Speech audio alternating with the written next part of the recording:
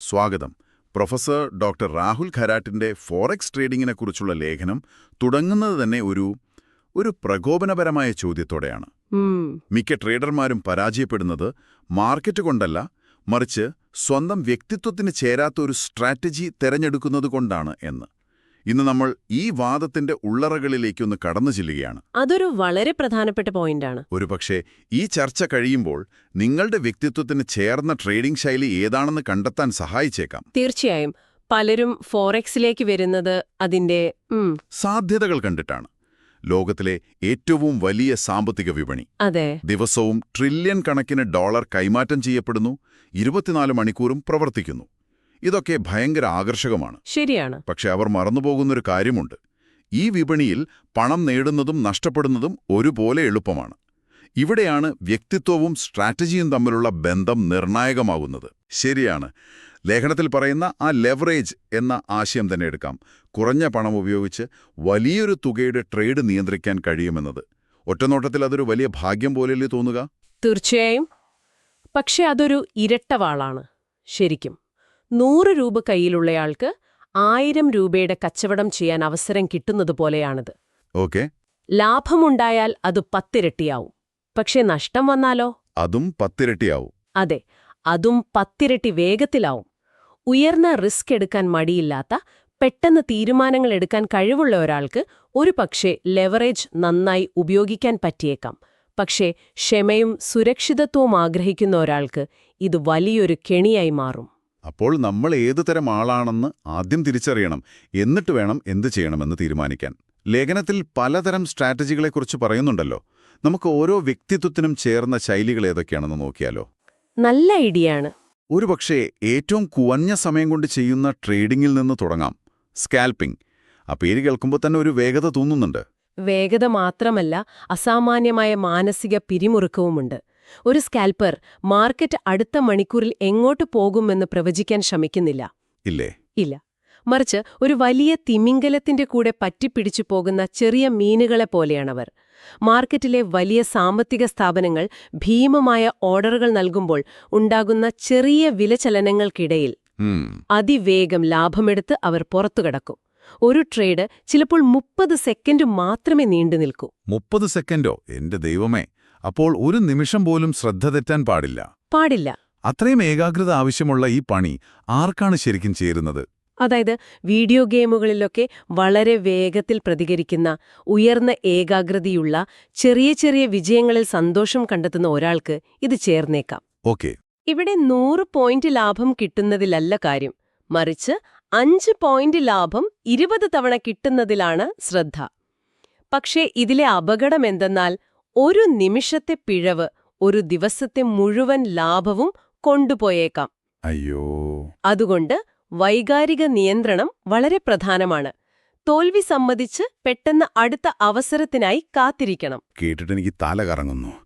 ഇതിലും കുറച്ചുകൂടി സമാധാനപരമായ എന്തെങ്കിലും വഴിയുണ്ടോ? ഡേ ട്രേഡിംഗ് ഇതിൽ നിന്ന് എങ്ങനെയാ വ്യത്യാസം വരുന്നത്? ഡേ ട്രേഡിംഗ് ഒരു മുഴുവൻ സമയം ജോലി പോലെയാണ്. അന്ന് തുടങ്ങുന്ന എല്ലാ ട്രേഡുകളും അന്ന് രാത്രി മാർക്കറ്റ് അടയ്ക്കുന്നതിന് മുൻപ് അവസാനിപ്പിക്കും. അത് കൊള്ളാം. അതുകൊണ്ട് രാത്രിയിൽ ഉറങ്ങാൻ നേരത്ത് അമേരിക്കയിലോ ജപ്പാനിലോ എന്തെങ്കിലും സംഭവിച്ചാൽ എന്റെ പണം പോകുമോ എന്ന പേടി വേണ്ട.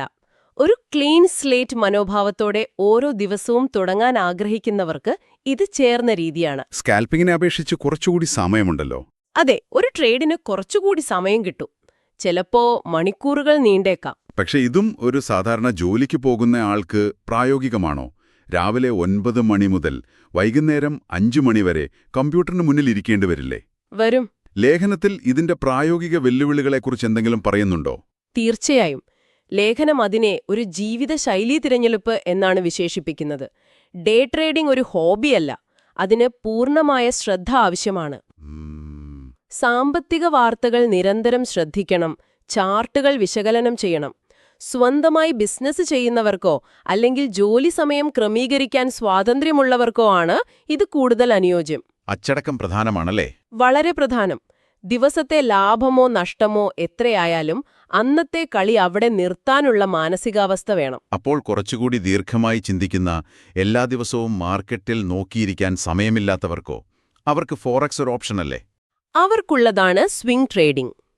ദിവസങ്ങളോ ആഴ്ചകളോ നീണ്ടുനിൽക്കുന്ന വിലയിലെ വലിയ ചലനങ്ങളെ അഥവാ സ്വിങ്ങുകളെ മുതലെടുക്കാനാണ് ഇവിടെ ശ്രമിക്കുന്നത്. ഒരു ചെസ് കളി പോലെ. അതെ, ഒരു ചെസ് കളി പോലെയാണ്. ഓരോ ദിവസത്തെ ചെറിയ നീക്കങ്ങളിലല്ല, അടുത്ത കുറച്ചു ദിവസങ്ങൾക്കുള്ളിൽ കളി എങ്ങോട്ട് തിരിയും എന്നതിലാണ് ശ്രദ്ധ. ഇതിന് കൂടുതൽ ക്ഷമയും വിശകലനം ചെയ്യാനുള്ള കഴിവും വേണം. അതായത് മാർക്കറ്റിലെ ഇന്നത്തെ വാർത്ത എന്നതിലുപരി ഈ ആഴ്ചയിലെ ട്രെൻഡ് എന്താണെന്ന് മനസ്സിലാക്കണം, അല്ലേ? കൃത്യമായി. ഒരു രാജ്യത്തിന്റെ പലിശ നിരക്ക് കൂടാൻ സാധ്യതയുണ്ടെന്നോ അല്ലെങ്കിൽ ഒരു പ്രധാന സാമ്പത്തിക റിപ്പോർട്ട് വരാനിരിക്കുന്നുണ്ടെന്നോ മുൻകൂട്ടി കണ്ട് ഇവർ പൊസിഷനുകൾ എടുക്കും. ദിവസവും ചാർട്ടിന് മുന്നിലിരിക്കേണ്ട ആവശ്യമില്ല. പക്ഷെ ഒരു റിസ്കില്ലേ? ഉണ്ട്. ഇതിൽ ഓവർനൈറ്റ് റിസ്ക് ഉണ്ട്. അതായത് നിങ്ങൾ ഉറങ്ങുന്ന സമയത്ത് മാർക്കറ്റിൽ അപ്രതീക്ഷിതമായ എന്തെങ്കിലും സംഭവിച്ചാൽ അത് നിങ്ങളുടെ ട്രേഡിനെ ബാധിക്കാം. ശരി. ഇനി മാസങ്ങളോ വർഷങ്ങളോ കാത്തിരിക്കാൻ തയ്യാറുള്ള നിക്ഷേപകരുടെ മനോഭാവമുള്ള ആളുകളുണ്ട്. ഉണ്ട്. അവർക്ക് ചേർന്നതാണ് പൊസിഷൻ ട്രേഡിംഗ് എന്ന് ലേഖനം പറയുന്നു. അത് ട്രേഡിംഗ് എന്നതിലുപരി ഒരു നിക്ഷേപം പോലെയല്ലേ? ഒരു തരത്തിലതെ. പൊസിഷൻ ട്രേഡർമാർ ചിന്തിക്കുന്നത് ഒരു രാജ്യത്തിന്റെ സമ്പദ്വ്യവസ്ഥയുടെ ദീർഘകാല ഭാവിയെക്കുറിച്ചാണ്. ഉദാഹരണത്തിന് ഒരു വികസ്വര രാജ്യത്തിന്റെ സാമ്പത്തിക നയങ്ങൾ അടുത്ത 5 വർഷം കൊണ്ട് ആ രാജ്യത്തിന്റെ കറൻസിയെ ശക്തിപ്പെടുത്തുമെന്ന് വിശ്വസിക്കുന്ന ഒരാൾ ഇന്നത്തെ ചെറിയ വില വ്യതിയാനങ്ങളെക്കുറിച്ച് ആശങ്കപ്പെടില്ല. വാറൻ ബഫറ്റിന്റെയൊക്കെ ഒരു ചിന്താഗതി. അതേ ചിന്താഗതി. ഇതിന് വലിയ മൂലധനവും അഗാധമായ സാമ്പത്തിക പരിജ്ഞാനവും പിന്നെ വിപണിയിലെ കൊടുങ്കാട്ടുകളിൽ പിടിച്ചുനിൽക്കാനുള്ള അപാരമായ ക്ഷമയും ആവശ്യമാണ്. ഈ സംഭാഷണത്തിൽ നിന്ന് എനിക്ക് മനസ്സിലാവുന്നത് ഈ ട്രെൻഡ് ഫോളോയിങ്, ബ്രേക്ക്ഔട്ട് ട്രേഡിംഗ് പോലുള്ളവ അതൊരു പ്രത്യേക ശൈലി എന്നതിലുപരി ഈ പറഞ്ഞ ശൈലികളിൽ ഉപയോഗിക്കാവുന്ന ചില ഉപകരണങ്ങൾ അല്ലെങ്കിൽ തന്ത്രങ്ങളാണെന്നാണ്. ഞാൻ പറഞ്ഞത് ശരിയാണോ? വളരെ ശരിയാണ്. ഉദാഹരണത്തിന് ട്രെൻഡ് ഫോളോയിങ് എന്നത് ഒഴുക്കിനനുസരിച്ച് നീന്തുന്നത് പോലെയാണ്. മാർക്കറ്റ് മുകളിലേക്കാണെങ്കിൽ വാങ്ങുക, താഴേക്കാണെങ്കിൽ വിൽക്കുക. ഇത് സ്വിംഗ് ട്രേഡർമാരും പൊസിഷൻ ട്രേഡർമാരും സാധാരണയായി ഉപയോഗിക്കുന്ന ഒരു തന്ത്രമാണ്. എന്നാൽ വില ഒരു പ്രധാന ലെവൽ ഭേദിച്ച് ഒരു പുതിയ ദിശയിലേക്ക് അതിശക്തമായി നീങ്ങുമെന്ന് പ്രതീക്ഷിക്കുന്നതാണ് ബ്രേക്ക്ഔട്ട് ട്രേഡിംഗ്. അത് ഡേ ട്രേഡർമാർക്ക് പറ്റിയതാണോ? അതെ, അത് ഡേ ട്രേഡർമാർ ഒരുപാട് ഉപയോഗിക്കും. വാർത്തകളെ അടിസ്ഥാനമാക്കിയുള്ള ട്രേഡിംഗിനെക്കുറിച്ച് ലേഖനം ഒരു മുന്നറിയിപ്പ് നൽകുന്നുണ്ട്. പലിശനിരക്ക് പ്രഖ്യാപനങ്ങൾ പോലെയുള്ള സമയങ്ങളിൽ വലിയ ചാഞ്ചാട്ടമുണ്ടാകുമല്ലോ. ആ സമയത്ത് ട്രേഡ് ചെയ്യുന്നത് ഒരു സാഹസിക പ്രവൃത്തി പോലെയല്ലേ? തീർച്ചയായും. അത് കൊടുങ്കാറ്റുള്ളപ്പോൾ കടലിൽ മീൻ പിടിക്കാൻ പോകുന്നത് പോലെയാണ്. വലിയ മീൻ കിട്ടിയേക്കാം, പക്ഷെ ബോട്ട് മറിയാനും സാധ്യതയുണ്ട്. ഓക്കെ. പ്രധാന വാർത്തകൾ വരുമ്പോൾ മാർക്കറ്റിൽ ഓർഡറുകൾ കുമിഞ്ഞുകൂടും. ആ സമയത്ത് സ്ലിപ്പേജ് എന്നൊരു പ്രതിഭാസമുണ്ടാകാം. സ്ലിപ്പേജോ? അതെന്താണ് സംഭവം? സ്ലിപ്പേജ് എന്ന് പറഞ്ഞാൽ നമ്മൾ കടയിൽ ഒരു സാധനം വാങ്ങാൻ പോകുമ്പോൾ അതിന്റെ വില 100 രൂപയാണെന്ന് കാണുന്നു. നമ്മൾ പണമെടുക്കാൻ പേഴ്സ് തുറക്കുമ്പോഴേക്കും കടക്കാരൻ വില 102 രൂപയാക്കി മാറ്റുന്നതുപോലെയാണ്. ആഹാ. പ്രധാന വാർത്തകൾ വരുമ്പോൾ മാർക്കറ്റിൽ ഇത് സെക്കൻഡുകൾക്കുള്ളിൽ സംഭവിക്കാം. നിങ്ങൾ വാങ്ങാൻ ഉദ്ദേശിച്ച വിലയായിരിക്കില്ല നിങ്ങൾക്ക് കിട്ടുന്നത്. ഈ ചെറിയ വ്യത്യാസം പോലും വലിയ ട്രേഡുകളിൽ ഭീമമായ നഷ്ടമുണ്ടാക്കാം. ശരിയാണ്. അതുകൊണ്ട് വാർത്തകൾ അടിസ്ഥാനമാക്കി ട്രേഡ് ചെയ്യുന്നവർക്ക് ഈ അനിശ്ചിതത്വം നേരിടാനുള്ള ധൈര്യം വേണം. ഓക്കെ. അപ്പോൾ ഞാൻ എൻ്റെ വ്യക്തിത്വത്തിന് ചേർന്ന ഒരു സ്ട്രാറ്റജി തെരഞ്ഞെടുത്തു കരുതുക. പക്ഷേ മാർക്കറ്റ് എപ്പോഴും നമ്മൾ വിചാരിക്കുന്നത് പോലെ അല്ലല്ലോ പെരുമാറുക. ഒരിക്കലുമല്ല. അവിടെയാണ് റിസ്ക് മാനേജ്മെന്റിന്റെ പ്രാധാന്യം വരുന്നത്. ഒരു സ്ട്രാറ്റജിയും റിസ്ക് മാനേജ്മെന്റ് ഇല്ലാതെ പൂർണ്ണമാകില്ലെന്ന് ലേഖനം അടിവരയിടുന്നു. ഇത് ഒരു വണ്ടി ഓടിക്കുമ്പോൾ സീറ്റ് ബെൽറ്റും എയർ ബാഗും ഉള്ളതുപോലെയാണോ? ഏറ്റവും മികച്ച ഉപമയാണത്. എത്ര നല്ല ഡ്രൈവർ ആണെങ്കിലും അപകടം എപ്പോൾ വേണമെങ്കിലും സംഭവിക്കാം. ഫോറക്സിലെ നിങ്ങളുടെ സീറ്റ് ബെൽറ്റാണ് stop loss order. Stop loss? അതെ. ഒരു ട്രേഡ് നിങ്ങൾക്കെതിരായി പോകുകയാണെങ്കിൽ നഷ്ടം ഒരു നിശ്ചിത പരിധിയിലെത്തുമ്പോൾ ഓട്ടോമാറ്റിക്കായി ആ ട്രേഡ് ക്ലോസ് ചെയ്യുന്നതിനുള്ള നിർദ്ദേശമാണിത്. ഇത് നിങ്ങളുടെ വികാരങ്ങളെ മറികടന്ന് അച്ചടക്കം നടപ്പിലാക്കാൻ സഹായിക്കും. നഷ്ടം പരിമിതപ്പെടുത്താൻ സ്റ്റോപ്പ് ലോസ്. അതുപോലെ കിട്ടിയ ലാഭം കയ്യിൽ നിന്ന് പോകാതിരിക്കാനോ? ചിലപ്പോൾ കൂടുതൽ കിട്ടുമെന്ന അത്യാഗ്രഹം കാരണം ഉള്ളതും കൂടി നഷ്ടമാവുമല്ലോ. അവിടെയാണ് നിങ്ങളുടെ എയർ ബാഗ്, അതായത് ടേക്ക് പ്രോഫിറ്റ് ഓർഡർ വരുന്നത്. ഈ ലാഭം നിങ്ങൾ മുൻകൂട്ടി നിശ്ചയിച്ച ഒരു പോയിന്റിലെത്തുമ്പോൾ ട്രേഡ് ഓട്ടോമാറ്റിക്കായി ക്ലോസ് ചെയ്യാൻ ഇത് സഹായിക്കും. അതോടൊപ്പം പൊസിഷൻ സൈസിംഗ് വളരെ പ്രധാനമാണ്. അതെന്താണ്? നിങ്ങളുടെ അക്കൗണ്ടിലുള്ള മുഴുവൻ പണവും ഒരൊറ്റ ട്രേഡിൽ ഇറക്കരുത്. നിങ്ങളുടെ മൂലധനത്തിന്റെ 1-2% മാത്രമേ ഓരോ ട്രേഡിലും റിസ്ക് ചെയ്യാവൂ. ഇത് 1-2 ട്രേഡുകൾ നഷ്ടമായാലും കളിയിൽ തുടരാൻ നിങ്ങളെ സഹായിക്കും. ശരി. അപ്പോൾ ഇതെല്ലാം കൂടി ചേർത്ത് വെച്ചാൽ ഫോറക്സ് ട്രേഡിംഗിന്റെ ഒരു പൂർണ്ണ ചിത്രം കിട്ടും. ലേഖനം അവസാനിപ്പിക്കുന്നത് ഒരു സ്വോട്ട് വിശകലനത്തോടെയാണ്. അതായത് ഈ രംഗത്തെ ശക്തി, ദൗർബല്യങ്ങൾ, അവസരങ്ങൾ, ഭീഷണികൾ. അതെ, നമുക്കതൊന്ന് വേഗത്തിൽ നോക്കാം. തീർച്ചയായും. ശക്തിയായി ലേഖനം ആദ്യം പറയുന്നത് ഇതിന്റെ ഉയർന്ന ലിക്വിഡിറ്റിയാണ്. ലോകത്തിലെ ഏറ്റവും വലിയ വിപണിയായതുകൊണ്ട് നിങ്ങൾക്ക് എപ്പോൾ വേണമെങ്കിലും വാങ്ങാനും വിൽക്കാനും ആളുണ്ടാകും. പണം കുടുങ്ങിപ്പോകില്ല. അതെ, നിങ്ങളുടെ പണം എവിടെയും കുടുങ്ങിപ്പോകില്ല.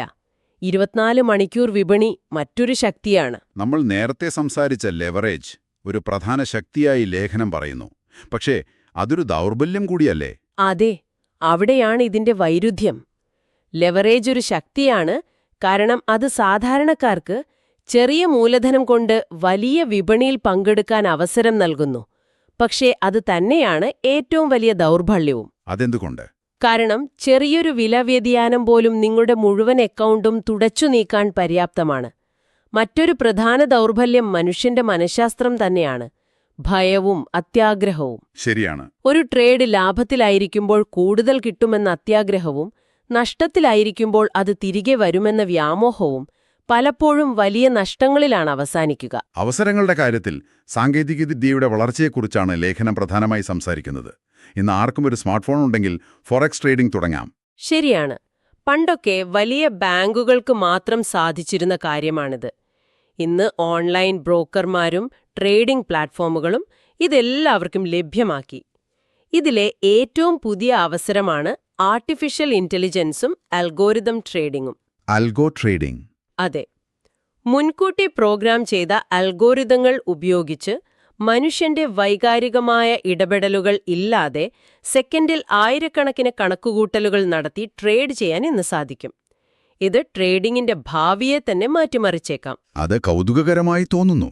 ഇനി ഭീഷണികളിലേക്ക് വന്നാൽ ഏറ്റവും വലുത് അപ്രതീക്ഷിതമായ സംഭവങ്ങൾ മൂലമുണ്ടാകുന്ന മാർക്കറ്റ് ചാഞ്ചാട്ടമാണെന്ന് തോന്നുന്നു. അതെ, ഒരു യുദ്ധപ്രഖ്യാപനം, ഒരു രാജ്യത്തെ രാഷ്ട്രീയ അട്ടിമറി, അല്ലെങ്കിൽ ഒരു വലിയ സാമ്പത്തിക പ്രതിസന്ധിയുടെ വാർത്ത. ഇവയൊക്കെ വിപണിയെ പ്രവചനാതീതമാക്കും. നിങ്ങളുടെ എല്ലാ വിശകലനങ്ങളെയും അതൊറ്റ നിമിഷം കൊണ്ട് തെറ്റിക്കാം. പിന്നെ വളരെ പ്രധാനമാണ് ട്ടോ. അപ്പോൾ ഈ ചർച്ചയുടെ എല്ലാം കാതലെന്താണ്? ഫോറക്സ് ട്രേഡിംഗ് എന്നത് പെട്ടെന്ന് പണമുണ്ടാക്കാനുള്ള ഒരു കുറുക്കുവഴിയല്ല. ഒരിക്കലുമല്ല. മറിച്ച് ഇതൊരു ഭാഗ്യപരീക്ഷണമല്ല. കൃത്യമായ കഴിവും വ്യക്തിത്വത്തിന് ചേർന്ന സ്ട്രാറ്റജിയും കർശനമായ അച്ചടക്കവും വേണ്ട ഒരു പണിയാണ്. തികച്ചും. ലേഖകൻ ഉപസംഹരിക്കുന്നതുപോലെ വിജയമെന്നത് ഊഹക്കച്ചവടത്തിനപ്പുറം തയ്യാറെടുപ്പ്, ക്ഷമ, പ്രൊഫഷണലിസം എന്നിവയെ ആശ്രയിച്ചിരിക്കുന്നു. ഇതൊരു ബിസിനസ് പോലെ കാണണം, അല്ലാതെ ഒരു ലോട്ടറി ടിക്കറ്റ് പോലെയല്ല. ശരിയാണ്. നിങ്ങളുടെ ശക്തിയും ദൗർബല്യവും മനസ്സിലാക്കി അതിനനുസരിച്ച് കളത്തിലിറങ്ങുക. ഈ ചർച്ച നിങ്ങൾക്കായി ഒരു ചിന്ത ബാക്കി വയ്ക്കുന്നു. ഈ ലേഖനം AI, അൽഗോരിതം ട്രേഡിംഗ് എന്നിവയെ ഒരു വലിയ അവസരമായി കാണുന്നു. മനുഷ്യന്റെ വൈകാരികമായ പിഴവുകളെ മറികടക്കാൻ ഒരുപക്ഷെ ഈ സാങ്കേതികവിദ്യയ്ക്ക് കഴിഞ്ഞേക്കും. അതേസമയം മനുഷ്യന്റെ വിവേചന ബുദ്ധിക്കും വൈകാരിക നിയന്ത്രണത്തിനുമാണ് വിജയത്തിൽ പ്രധാന പങ്കെന്നും നമ്മൾ ചർച്ച ചെയ്തു. അപ്പോൾ ചോദ്യമിതാണ്: സാങ്കേതികവിദ്യ ഇത്രയധികം പുരോഗമിക്കുമ്പോൾ ഭാവിയിലെ ഒരു മികച്ച ട്രേഡർ ഒരു മനുഷ്യനായിരിക്കുമോ അതോ ഒരു മെഷീനായിരിക്കുമോ?